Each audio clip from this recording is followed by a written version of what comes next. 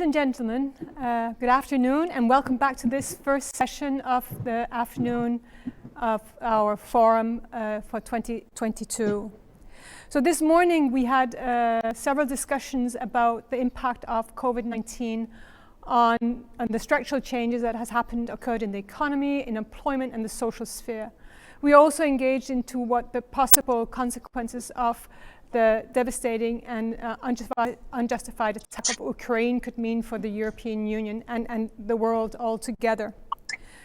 We then went on to briefly touching about some of the mega trends in our transitions, namely the digital transition and the green transition. As Commissioner Schmidt mentioned, it is a great opportunity for the European Union to engage into the green transition, but there also needs to be a focus on the impact on employment and the social consequences, and to ensure that nobody is left behind, whether it be on a regional level or on an individual level. In particular, reskilling and upskilling was mentioned as one of the policies that would need to be beefed up. Meanwhile, as was also mentioned this morning, young people are calling for their governments and the European Union to speed up their interaction in engaging with the climate change. We also had earlier this week the latest report from the UN Intergovernmental Panel on Climate Change, calling out that we actually already see a devastating impact of climate change, and that it was actually worse than was initially hoped for at this point. And it really raises the issues that we need to make a rapid green transition, but also to engage with the consequences of the impact of what the climate change already has had. So underlying this session and underlying the whole discussion is, of course, the European Green Deal that was adopted in the end of 2019. Since then, as Barbara Kaufmann also mentioned this morning, there has been a host of ambitious initiatives that has been put through the decision-making machine through 2020 and 2021 while the pandemic was running its havoc. So we are here today with a very ambitious European policy, setting out a very strong strategy towards climate neutrality by 2050. However, as has also been raised at several points this morning, these measures need to consider the employment impacts, the social impacts, in order to live up to the promise of a just transition and to a transition that leaves nobody behind. So according to a recent paper published by Eurofound jointly together with the European Environmental Agency, we have to ensure a fair transition, we need to ensure three complementary objectives. First one being prioritizing win-win social climate mitigation policies that reduce both inequalities and greenhouse emissions. To minimize the monetary distributional inequality of the transition to carbon neutral economies, that could be recycling carbon tax revenues to compensate negatively affected groups. And thirdly, it would be to maximize non-monetary co-benefits such as health benefits.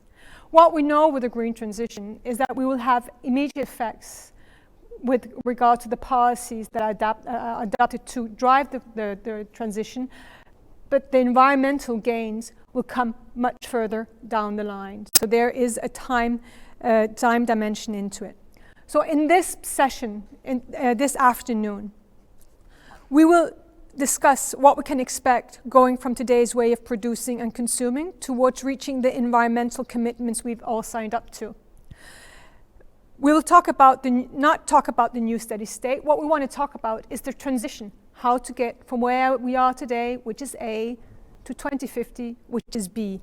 How do we manage this transition? And in particular, how do we tackle the social and employment dimension as we go through this transition? Our panelists today will share their practical and concrete experience rather than discuss policy proposals.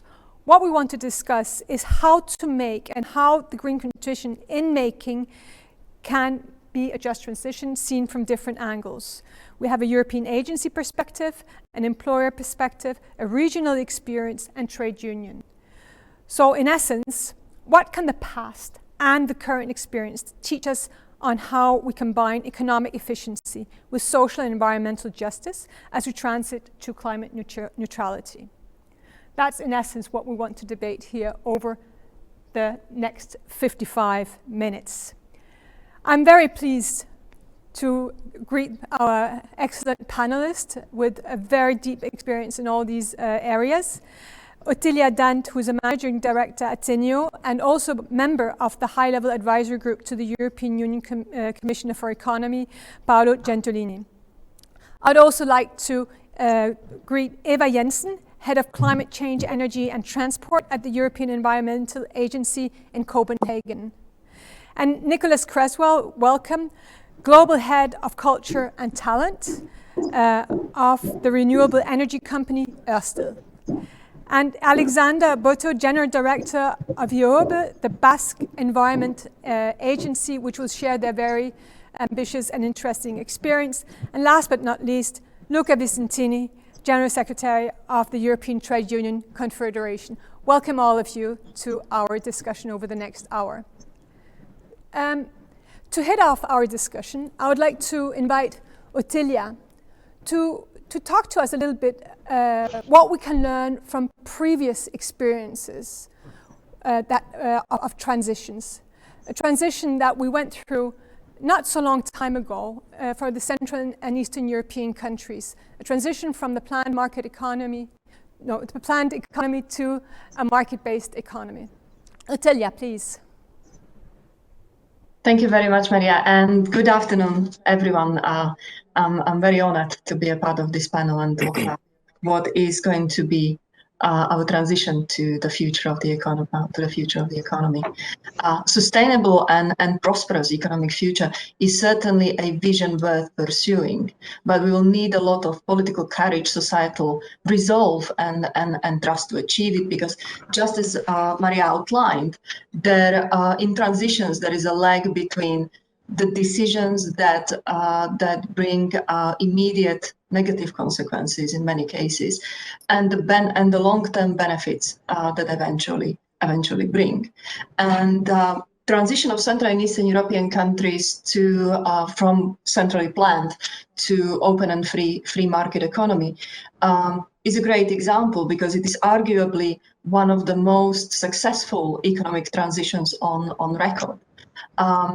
But viewed from 2022 backwards, it really is an enormous success, bringing unprecedented economic growth, modernization of the economy, and it's greening, because if you remember, centrally planned economies were a bit dirty, to say the least. But from a point of view of a person living and working in let's say 1992, the picture was very different. I'll give you an example from my immediate neighborhood when I was a child, growing up in northern Slovakia.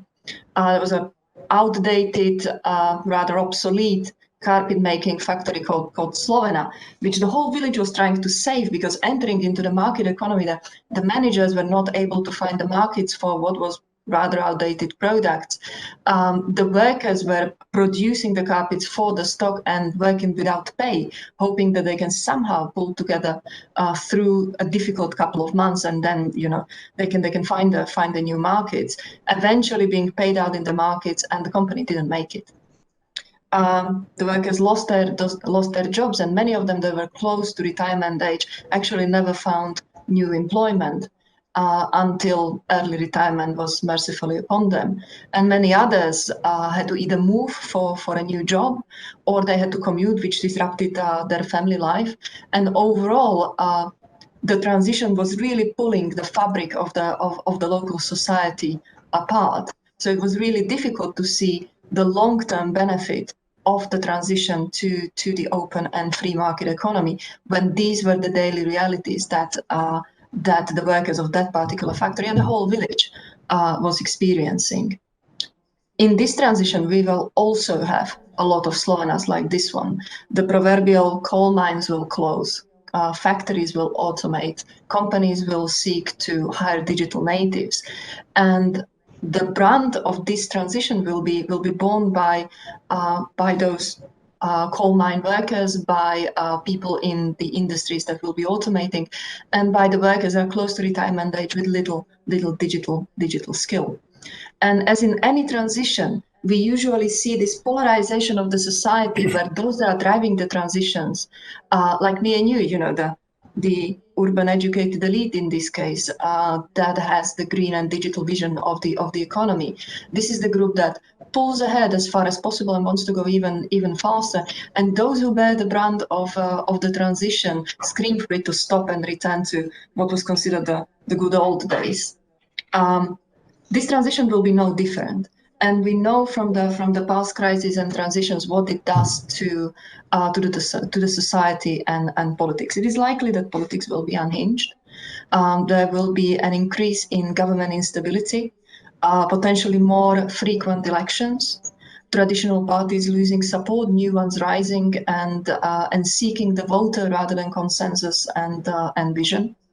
And what it usually does is what we have seen in the past couple of years, going through the financial crisis, through the sovereign debt crisis, and through the migrant crisis of 2015. It's the increased polarization of the political spectrum that brings either inability to design and pursue ambitious policies, or in effect, highly unstable governments are not able to pursue what they're set out as their vision. And it is likely that just as we need the political decision makers to have a long-term view, their policy timeframes may even shorten if you're not looking at 4 years in power, but only 2 years in power. And the next question is, the question of your voters in 2 years' time. It is very difficult to pursue decisions that may be unpopular, may bring immediate negative consequences for individuals as they live in the society and the economy, and politicians will likely lose sight of long-term goals that we would want to pursue coming out of this, coming out of the COVID crisis, and seeking the ways to pursue the digital and green transition. We are likely about to face the most extraordinary times of our lives in economic and green transition, possibly even being accelerated by Russian President Vladimir Putin invasion of Ukraine, as we see already both companies and societies in Europe rethinking their dependence on hydrocarbons. It is not going to be an easy ride. There is going to be a lot of untidy. As I said, the politics are likely to be unhinged and society is polarized. But it is not an excuse not to pursue, with all its imperfection, what we know is right for the European economy. And in that pursuit, we're going to need both confidence and competence, and everybody having the goal in mind as we go through the difficult period that the immediate decisions are going to bring.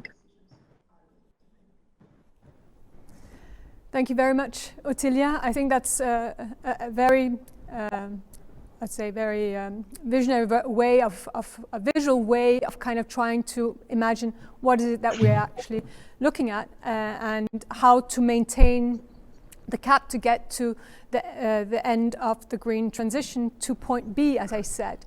And Eva, at the EEA, I mean, your core business is the environment, and you are heading up the unit on climate change.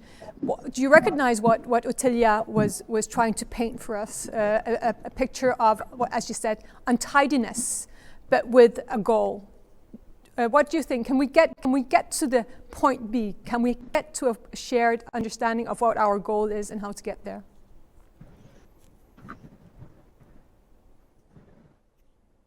I think you're muted, Eva. Can you hear me now? Okay, thanks. Sorry.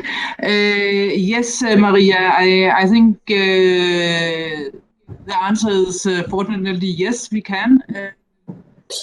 Very unlike the COVID crisis that has been of the day, the climate crisis is something we have done for a very long time.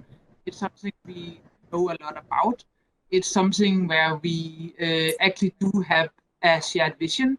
And in Europe, we have the climate law that states very clear targets for 2030, and also have a long-term vision of a climate neutral society in 2050. The reason why I'm here today, Maria, is that we've worked together lately, and I think that says a lot about what is missing in that vision, in the sense that I don't think the Environment Agency and Eurofound have done work in the last 10, 20 years, but now it is clear that this is part of the climate vision that we need to elaborate further. The bad news is it's probably not integrated well enough in the climate vision, but the good news is that if you look into what will this massive transition of our economies, and it is a transition that goes into all the sectors that are important to us, our energy, our housing, our transport, what will the cost of the Green Deal be? Most estimates also by the institutions are somewhere between 1% and 2% of GDP. And that's not just a cost, it's also an investment in our future. So in that sense, it's not like it will bankrupt us. So there will definitely be an opportunity also to finance the social justice of this transition. And I think what we need to do now is then to be clear on who is it we are trying to help and how can we do that. And I hope that's something that we will touch upon today. I think Otilia made it really, really clear with the coal miners example, which is probably one of the most obvious ones, where we have several transitions in society, but coal miners are some of those that obviously need help and who are adversely affected.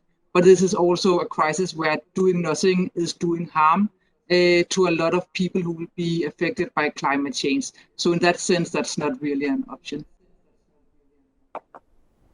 Okay, thanks a lot, Eva. We will get back to, so more the social implications in the next round. So Nick, so you come out of a company, you're from a company that has actually done the transition, or in the midst of the transition, going from energy supply based on fossil fuels to renewable energy. Can you recognize this issue about a shared vision? And how did you go about that? How did you go about moving forward the transition?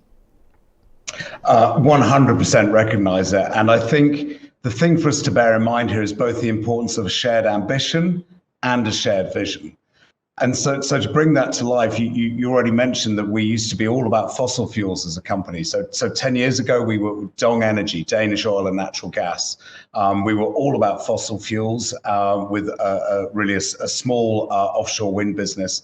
But we set out a daring ambition just after COP09 that we would switch our focus to being all about renewable energies, but over a sort of 20 to 30 year period, something like that.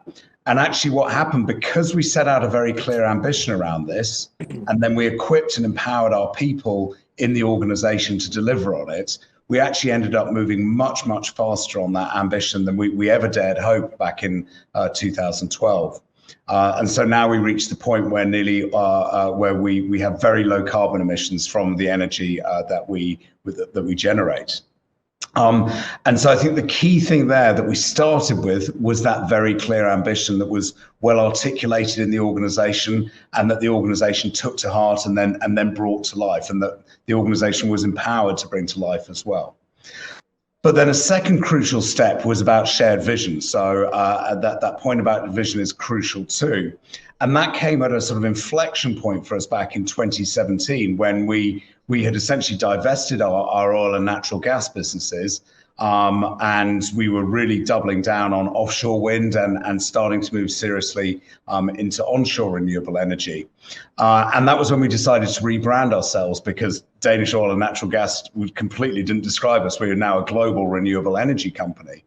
And that was when we chose the name Orsted, a very famous name in Denmark of the person who discovered electromagnetism a couple of hundred years ago. And so that really shifted dramatically our identity as a business. And at the same time as that, we also created a vision that we should let's create a world that runs entirely on green energy. And I'll confess, when I first heard about Orsted 3 years ago, when I was recruiting into the company, I heard about this vision. I thought, surely this can't really be the case, that this company that is growing fast but still, relatively small compared to an oil and gas major, really dares to believe this. And then you come here and you realize that everybody in this organization, whatever their role, wherever they're based, whatever their seniority in the organization, is deeply vested in the part that they play in creating a world that runs entirely on green energy. We can't do that alone as an organization, of course. We're deeply aware that we depend on engaging across society to do that. But that vision really is embedded into everything that everyone does here day in, day out. And it is a crucial part of the progress that we've been able to make in this space. Okay, thanks a lot, Nick. So as you said, you really transformed the company. You had an ambition. You also had a vision to drive it forward. We'll get back to a little bit about the cost and the gains in terms of the social issues. So Alexander, so the Basque country has also set out a fairly ambitious strategy to go towards climate neutrality. It set up a very ambitious green agenda, and you are, I would say, guiding or advising the specific government departments in how to carry out this green agenda. What would you say have been the main experience until now? Because you're in the midst of the transition. Like, what are your main experiences, especially on in terms of employment and in terms of impact on society? What have been the main challenges that you've been up to until now? Hello, can you hear me? Yeah, I don't know if it's okay. Okay, yeah, thank you, Maria. It's a pleasure to be here with you today. This event is especially relevant given the current global situation, what is happening in Ukraine. All our support to European Union and to Ukraine. Talking a little bit what you asked me, Maria, from a social perspective, the Basque country, I will say that is a resilient region. History has forced us to recover once and again, and we have learned that transformation never ends. As you may know, the Basque country is a heavily industrial region that is ranked in the top 30 European region in both terms, the GDP per capita and having a low percentage of population at risk of poverty and also risk of social exclusion. But one thing very important, our experience in the economic transformation is that to invest in our industrial sector and in our industrial workers is key to present. That is key for the present and for the future also of our economy. I'm going to give you some key data. In the last 40 years, we have transformed all the industrial sectors. You have to think that more than 25% of our GDP is coming from the industrial sector. And we have transformed in the last 40 years all of these industrial sectors. And to do this, I would say that the key word has been cooperation, cooperation, in both sense. Public-private collaboration through the clusters policy, and also very, very important, public-public collaboration through multi-level governance. This is the general aspects. And I would say also that for the transition to a green economy in the Basque country, the main or the key instrument, I will say that is the circular economy. It's a fact that we highly depend on natural resources, exactly the same that Europe. I think is the Basque economy imports 70% of its materials. So moving towards a circular or green economy is key for us. With circular economy, we are reducing at the same time CO2 emissions, reducing our dependence on raw materials and economies, and I think it's very important. More importantly is we are increasing the profits for our companies, because sometimes from the environmental alliances, we say that circular economy is environmental, and we all sometimes forget that the circular economy is also economy, and we have to think about the profits or the competitiveness of the companies. At this moment, I will say that more than 300 companies are involved in the Basque government in the Basque government circular program. And to talk a little bit about the social impact of the green transition, I will say that in the last decade, we have created more than 18,000 green jobs. And on the other hand, sectors such as energy that employs more than 70,000 people, and the automotive sectors that employs more than around 36,000 people are moving strongly to the green economy, to decarbonize these sectors. So the last thing is the challenges. All the panelists, they say some of the challenges. I would say two challenges for the transition to green transition for the workforce. First, the rates of unemployment. In the 80s, we have more than 25% of unemployment rate. Now it's lower than 9%. However, the challenge is to ensure equal opportunities for men and women. I think is the real challenge. And the second, in my opinion, the second challenge is the education system. To adapt the education system to the needs of the economic system or the productive system. For example, smart specialization is a key element to retain local talent. I would say these are the two main challenges in the Basque Country at this moment. Okay, thanks a lot, Alexander. So Luca, turning to you. So you've heard, Otilia said, there is a plan, there is a goal, and it might become slightly untidy, to make an understatement, on the way. Nick said that they've done the transition, they did a divestment, and now but the plan went much speedier than we thought. Alexander talks about employment creation, and Eva says, well, we do have an ambitious green agenda, but we need to tie in the social somewhat more than it's done today. So what's your take on this? Where do you think we are with regard to the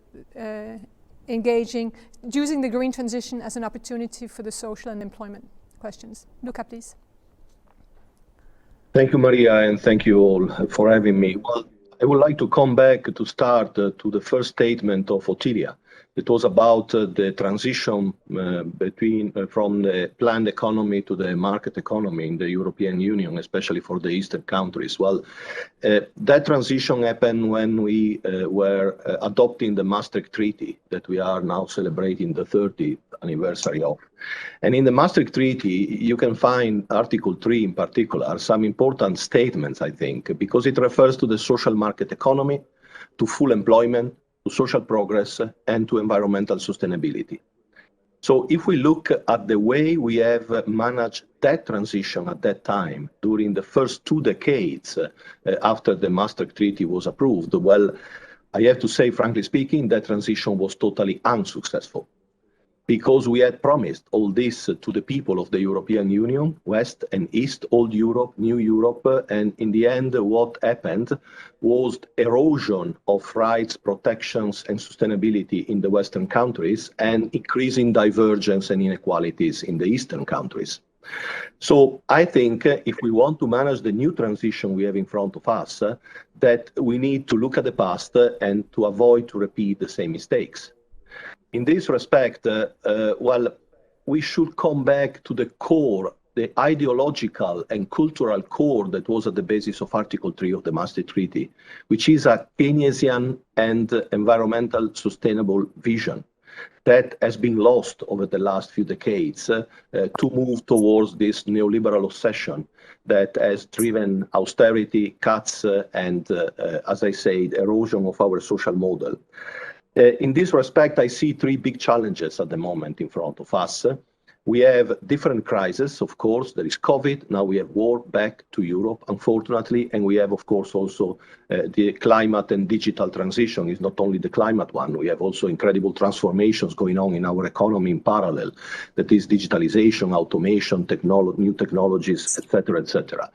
The first point is if we are able to share a vision about reshaping our economic model, to make sure that, as Ursula von der Leyen always rightly repeats, we have to make our economy an economy that serves people's interest, at the service of people, and not just profits or competitiveness.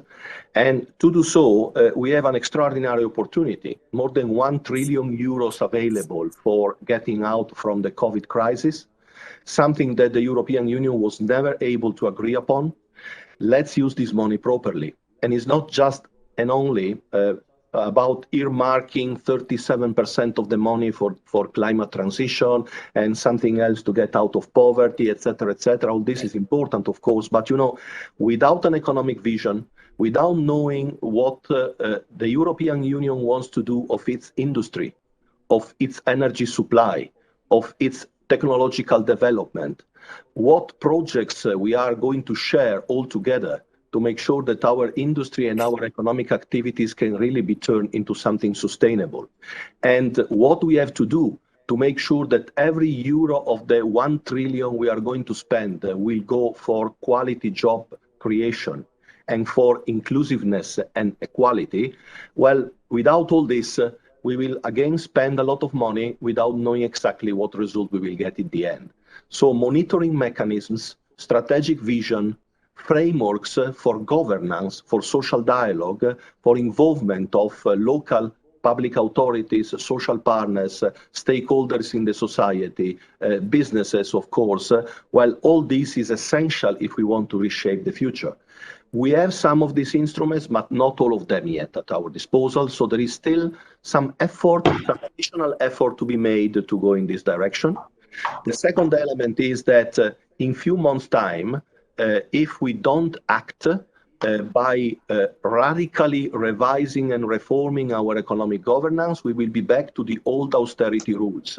The general escape clause will cease to have an impact, and we will be back to the Stability and Growth Pact and to the six-pack, the two-pack, and all the rules that we have put us like in a cage in the last few years. So this element of reforming the rules of our economy in the European Union, in the European single market, is essential if we want to succeed in a just transition for both climate, environmental, digital, and also social elements.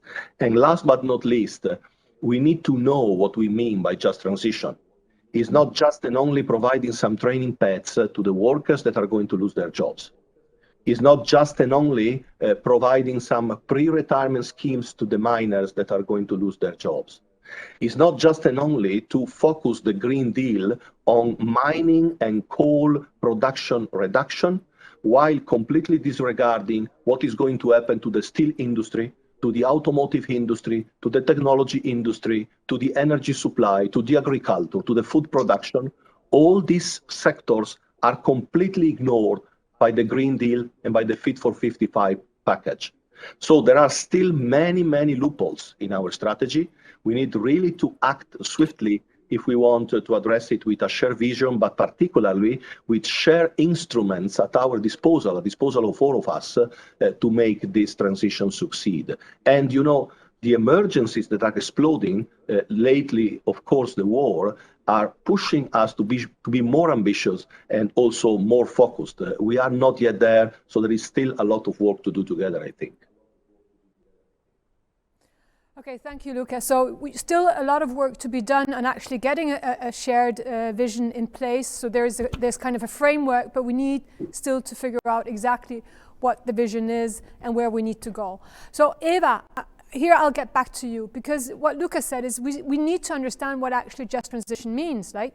What is it actually we're talking about, and who are then, and what does that imply in terms of policies and in terms of means that needs to be fielded out that way. So what's your take? So coming in from an environmental agency, what's your take on how we can make the transition be socially fair or a just transition. Can you give us some bit on that one? And maybe I want to also at the same time add another one, because the time is running a bit, is what kind of evidence do we actually need to be able to actually answer these kind of very big questions? Eva, please. Thanks, Maria. I think the work we did together focused very much on the climate policies. And you can go a certain way with climate policies in the just transition. But as several of you have touched upon, this is not just a transition that has to do with green and climate. It is several transitions we do in the same time. We do the digital transition, we have the urbanization, we have a lot of mega trends that are working at the same time. And there are winners and losers in all these transitions. The climate policies can, of course, be designed in a way where we look into seeing the win-win solutions. And those are, for example, in the building sector, we can actually help quite a few people who are both affected by climate change to adapt, but also to have a transformation into an energy system that can then work for them. On public transport, there's also win-win solutions. So we do have these areas, but to imagine that the climate policies themselves can do this is probably not the most efficient way to transform our social part of our societies. And as I started out by saying, I think the climate transition is something that will transform most of our society, but it is not something that will cost us an enormous amount of money. So I think what we need to look at here is who are those people who need help. So when you ask me, Maria, what do we need to understand? We need to understand who is affected. And when I started working on climate policies 20 years ago, wow, we always said when there was new legislation coming, could we make sure that all legislation also look at the climate effects of this legislation? And I think what we probably should also do now is look at what are the social effects of the climate legislation. So that's something that we need to be aware of, so at least we know what we are doing. But as we also have talked about earlier, that there is a lot of the climate policies are done at EU level, and a lot of the redistributional and social policy is done at member state level. And although we have a doubled MFF budget in the institutions at the moment, it's still a fairly small budget compared to the national budgets. So I think we need to ensure that there is a cooperation between the levels of the member states and the institutions, and that is communicated. Because one thing is to actually look into the social effects of climate change, but you also need to communicate that there's a link here. And I think someone mentioned Denmark earlier, and that's also the country I know the best. And I'll give you an example from when I was a child. When we introduced the CO2 tax, we also introduced a green check to those who were the poorest and was affected then by the energy prices. And that was done at the same way. It's not really the same policy, it's two totally different policies, but it was communicated as a green check. I think that is also what the Fit for 55 package is doing. It's saying, yeah, we have some funds that comes in via the climate policies, and there is a social climate fund here. But I think we also need to recognize that some of the redistribution needs to be done at the national level, because this is where most of the social policies are being made. So coordination, communication, but again, I think it's very doable, and we have a lot of tools that is actually able to deal with this. And it's not just educating a few people, it is really looking into the whole social policies, not just at the European level, but also at the national levels. And for that, Maria, we need to know who is affected and what are the tools in the toolbox. And that is something that we would be happy to work further on with you in the coming time. And we have stuff in the pipeline as well. Okay, thanks a lot, Eva. Turning to you, Nick. When we had a discussion together, so I was asking you about what has been the experience for the workers in Orsted. Did the transition work well for the workers, and what did the company have to do in terms of managing and accompany this shift? If you could speak a little bit to those. So that was a little bit like what we're talking to talk. How do you engage with the winners and losers, not only national or regional level, but also in company level? Please. Yeah, so I think something just to clarify is that part of our transition happened by the fact that we divested some of our businesses. So there were some people who, as a result of the changes, moved into other organizations. But there are many people in our organization who have stayed here, who have been through their own, I suppose, green transition themselves. And so I think a good example of this is, again, to use Denmark as an example. We operate heated and power plants across Denmark. We have 9 of them. 10 years ago, those were being run on coal. Now they've all been converted to run on biomass fuel, which is far greener. And the workers in those plants have stayed the same. They have learned how to work, to move from working with coal and the related machinery through to working with biomass products. So actually, they have been able to upskill and to learn how to operate new equipment and to be able to operate in this new environment. And I think I'll also emphasize that, there are many people in our supply chain as well who we've been working with, and they themselves through this time as well have been moving from focusing on activities that generate that are related to fossil fuels to be more focused on clean fuels, and their workers have been upskilling too. And we've also been thinking about how do we bring new workers into the workforce as well. So, for instance, we have apprenticeship schemes that we run around the world. We have trainee schemes here in Denmark. We have apprentice schemes at our operational sites in the UK, and we've been exporting that model to places like the UK, to places like Germany, and to indeed as far afield as Taiwan as well. And these are a great way to bring entirely new people into the industry. And for instance, for us to be able to bring greater gender diversity into more operational energy generation type roles.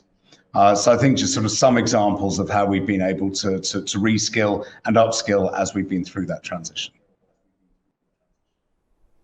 Okay, thanks a lot, Nick.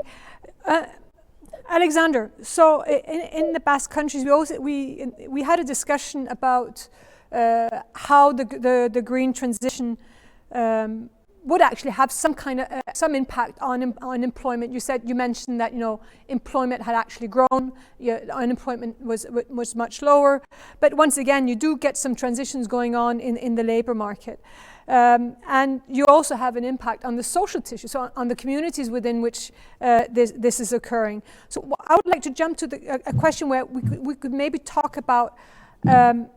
Is it possible, from you're in the midst of the transition, what have your thinkings been about smoothing the social impact of the transition? Is it possible to actually smooth the social impact?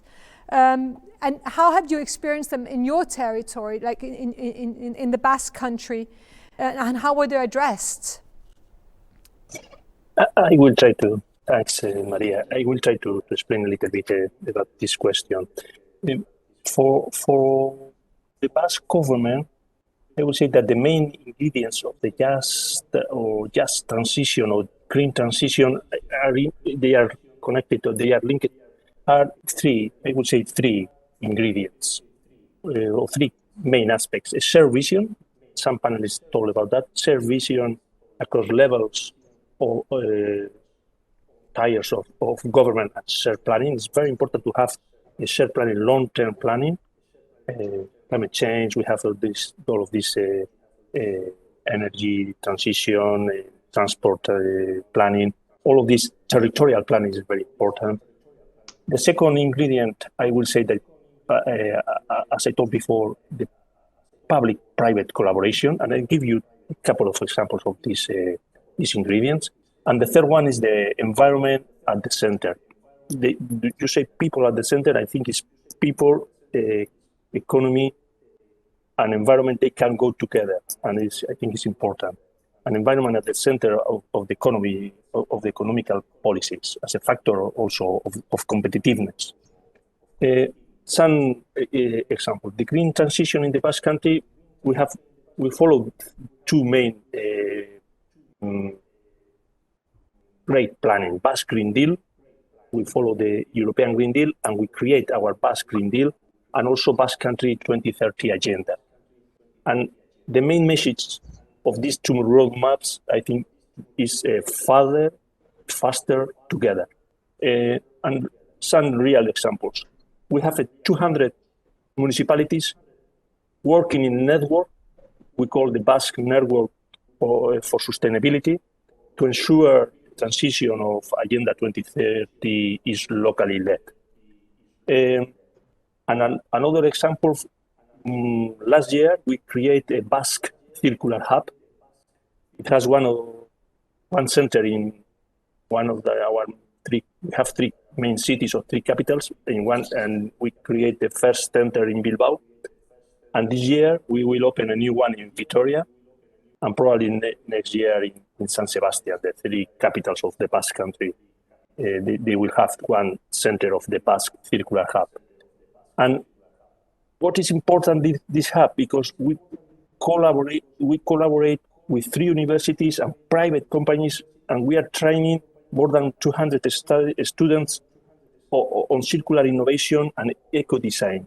This is very important to train students to integrate in the new economy.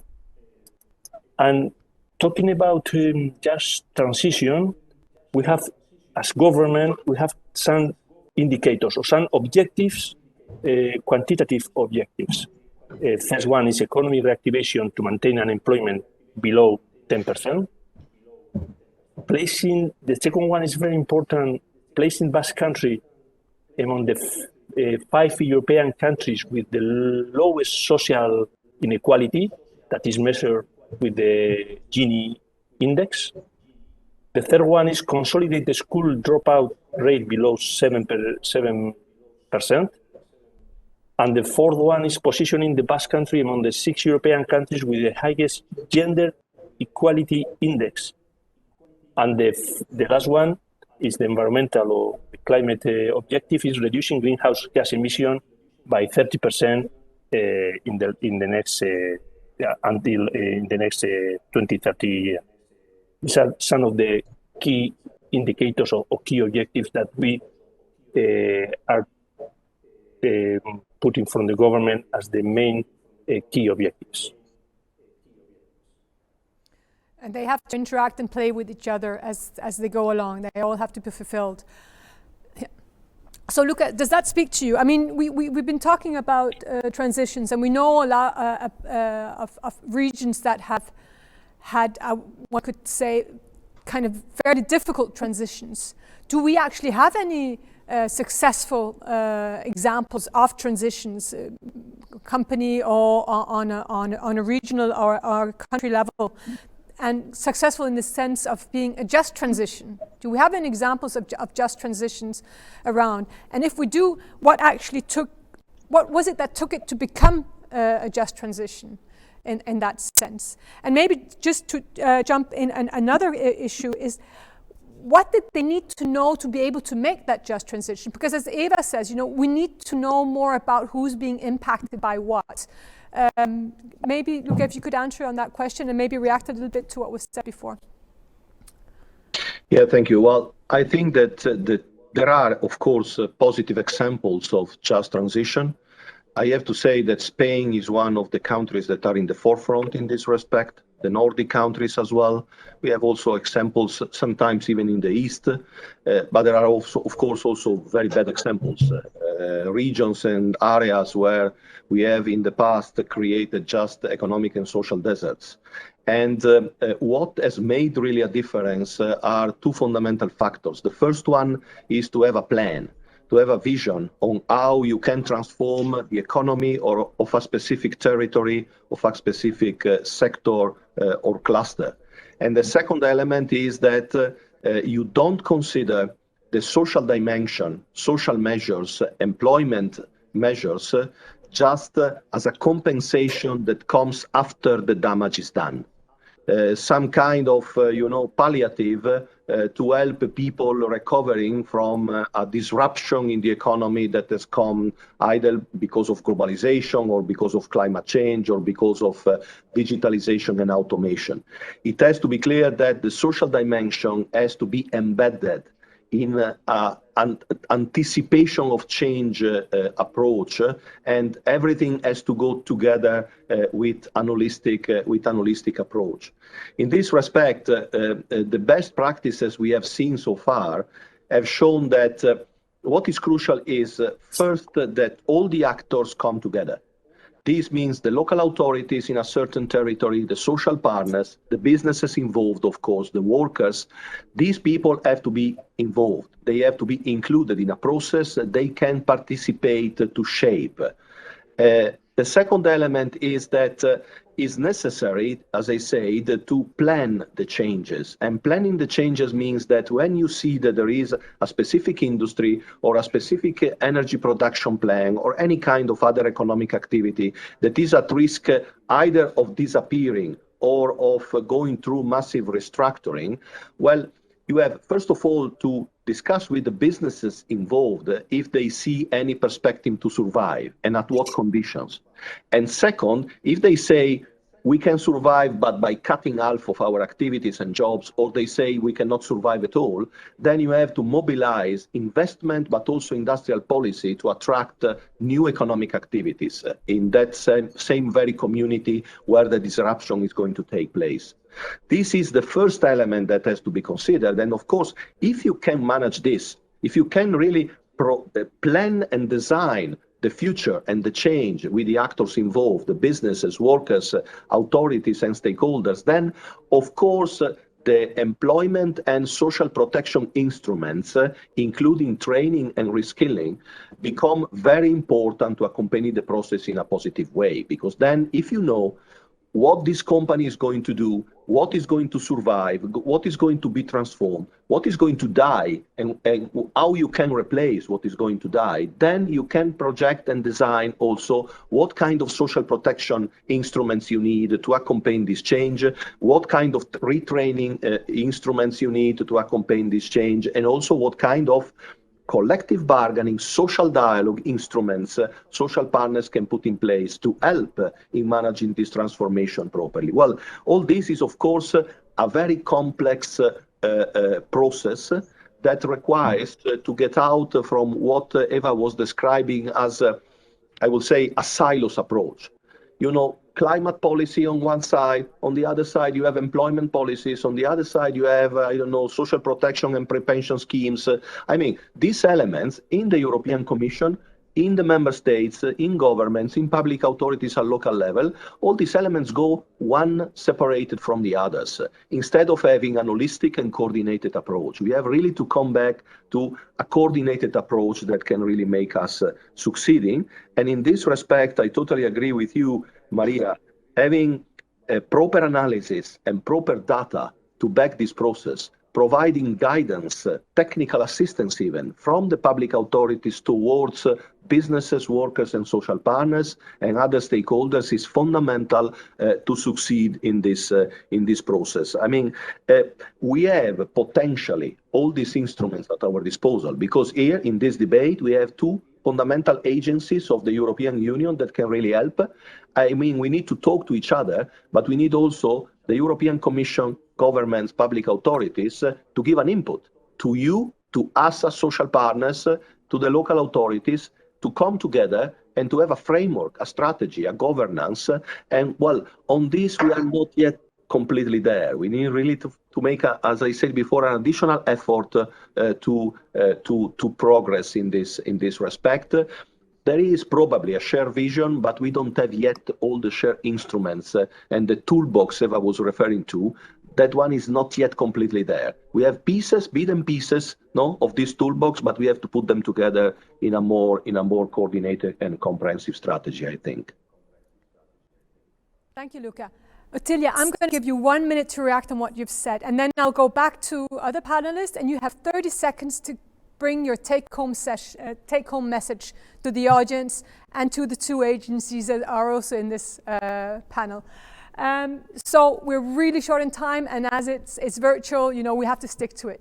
Otilia, you got 1 minute, and the rest of you got 30 seconds for your take-home message. Please, Otilia. I'll use my 1 minute wisely. I would like to really emphasize what Luca was talking about, the experiences of the transition of Central and Eastern Europe that brought increasing inequality, particularly between the capital cities and the rural areas.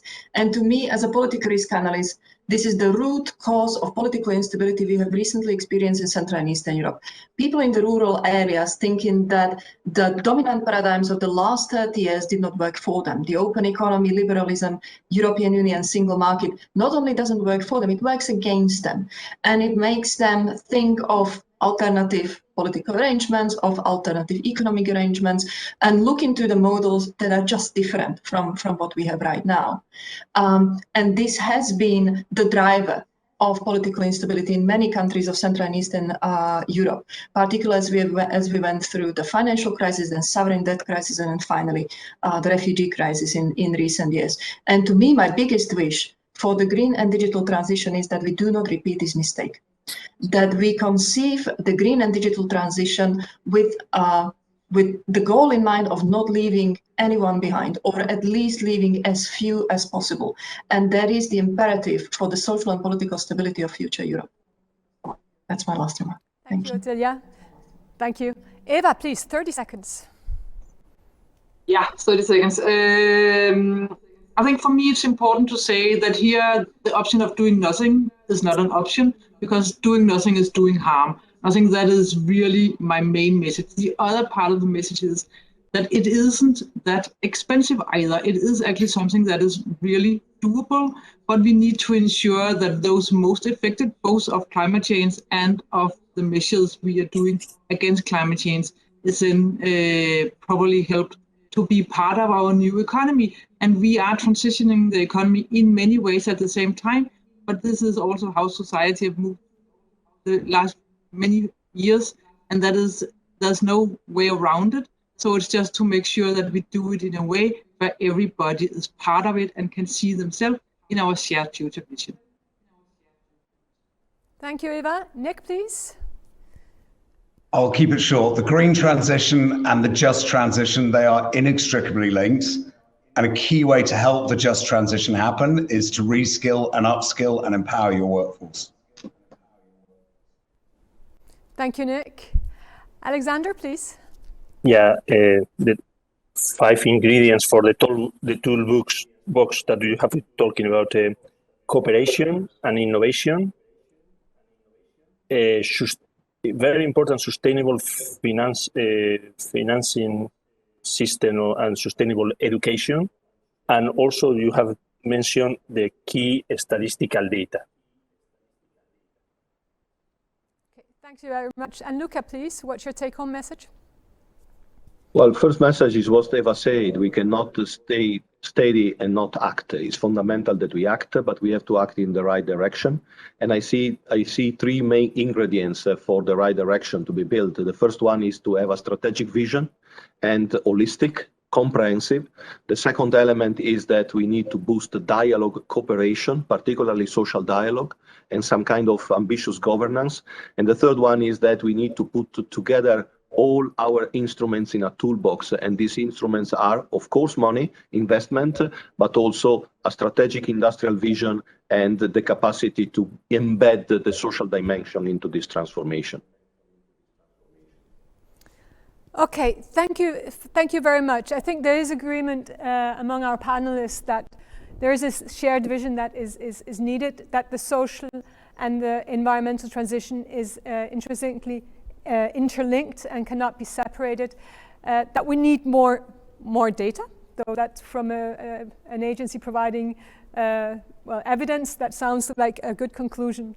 So with this, I'd like to end the session and hand it over to Tadas, who will take over the session discussing one of the tools that we were discussing here, namely the social protection. So social protection, of course, will be an important instrument in managing the green transition. It will also by itself be impacted by the green transition. So I'd like to thank you all very much. Thank you, and have a nice second session.